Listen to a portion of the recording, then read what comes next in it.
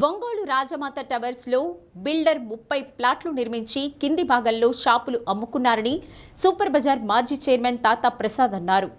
Telugu Desam party కార్యాలయంలో జరిగిన media సమావేశంలో మాట్లాడుతూ రాజమాత టవర్స్కు టీడీపీకి ఎలాంటి సంబంధం లేదన్నారు. YCP Ongole incharge Chunduri Ravibabu MLA Damacharla జనార్దన్పై అనుచితంగా మాట్లాడడం ఏంటని ప్రశ్నించారు.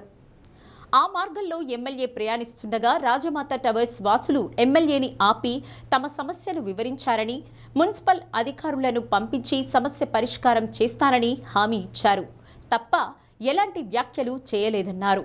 కానీ వైసీపీ నాయకులు సమస్యను భూతద్దంలో చూపిస్తూ ఎమ్మెల్యే జనార్దన్పై అసత్యాలు మాట్లాడడం తగదన్నారు. అనధికార కట్టడాలుగా గుర్తించిన నగరపాలక సంస్థ అధికారులు తొలగిస్తే షాపుల యజమానులమని కొందరు గేట్లకు తాళం వేశారన్నారు. సమస్యను విన్న ఎమ్మెల్యే సహృదయంతో ఆ తాళాలు తీపించారని తెలిపారు. టౌన్ ప్లానింగ్ అధికారులు, పోలీసులు సామరస్యంగా పరిష్కరిస్తామన్నారు. ఏదైనా విషయంపై సమగ్రంగా తెలుసుకుని మాట్లాడాలే కానీ రాజకీయ లబ్ధి కోసం గౌరవప్రదమైన శాసనసభ్యుడిపై నిరాధార ఆరోపణలు చేయడం తగదన్నారు.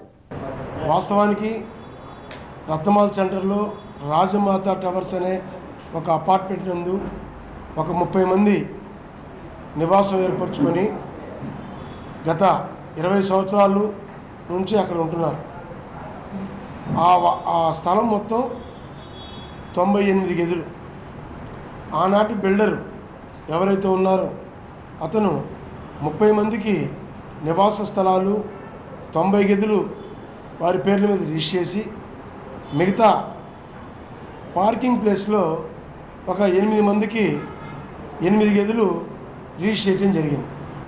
దీనికి ఎమ్మెల్యే గారికి ఏం సంబంధం? అసలు ఎమ్మెల్యే గారు ఉన్న దాంట్లో తలపెట్టారా?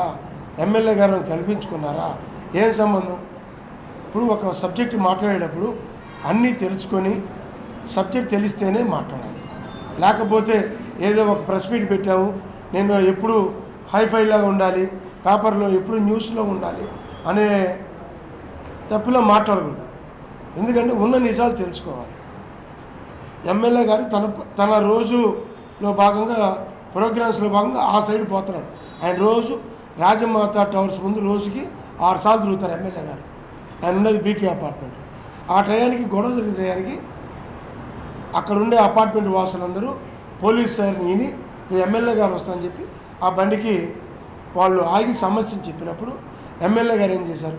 వారిని పిలిచి మాట్లాడతానని చెప్పి ముందు అర్జెంటుగా తాళాలు తీయండి, కూర్చొని ఏదైనా ఉంటే మాట్లాడుకుందాం అని చెప్పాడు. తప్పితే ఎవరికో ఒకరికి సపోర్ట్ చేసి మీరు అది చేయండి, ఇచ్చేయండి అని ఎప్పుడు చెప్పే స్వభావం అయితే ఆయనకి